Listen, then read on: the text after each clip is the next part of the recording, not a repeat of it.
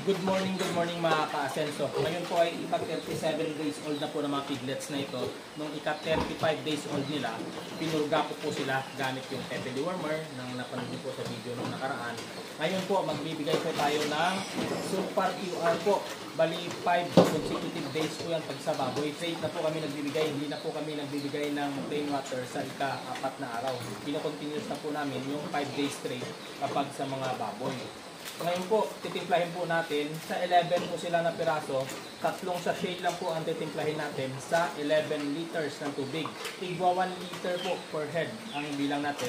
Ang 3 litro po, kung susundin po natin yung nakalagay dito is 12 liters. Pero gagawin lang po natin ito na 11 liters sa tatlong sachet. Kasi ang isang sachet is 4 liters po yan. Pero para po sa manok na pagtitimpla yan, ang ganung sukat. Pero ito, after po ng pagpurga namin, hindi naman sila nakitaan ng pagtatae o pagbasa ng kanilang dumi.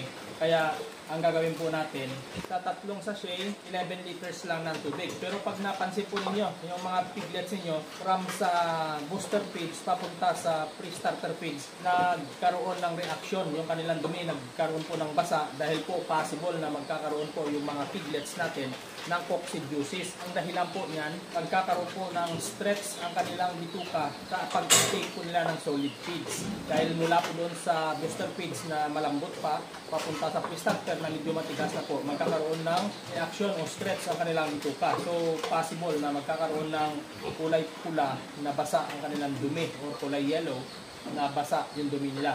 So, maganda na magbibigay po tayo ng prevention. Ito wala pong reaction yung dumi ng ating mga piglets. Tatlong sachet lang po, sa 11 sila, sa 11 liters naman po. Pero ulitin ko, kapag basa ang dumi nila, ang isang sachet sa 1 litro lang ng tubig ang aking pagtitimpla. O kung hindi naman gaano kabasa, isang sachet sa 1.5 liters. Ganun po. Basta tandaan po ninyo ang 1 litro na tubig ay sa isang piglets na po yan. Para hindi pa po kayo malito, matatansya po ninyo yan sa kung gaano kadami ang naiinom na inyong piglets sa loob ng 2 oras. Sa akin po, sa 2 oras na iinom nila is 12 liters. So, doon po tayo magbabase palagi. Dahil hindi po tayo pwede sumunod lang sa kung ano po yung sinasabi ng iba o sa kung ano po yung nakalagay dito. Dahil depende po yan sa situation ng ating mga alaga. Ayan po, unitin na natin itong 3. 3 sachet. Itong isang sachet, bukas na po ito.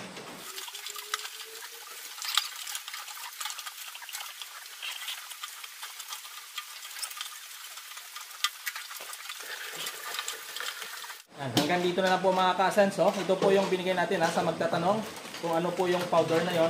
Walang iba. Ito po, Sulfar QR.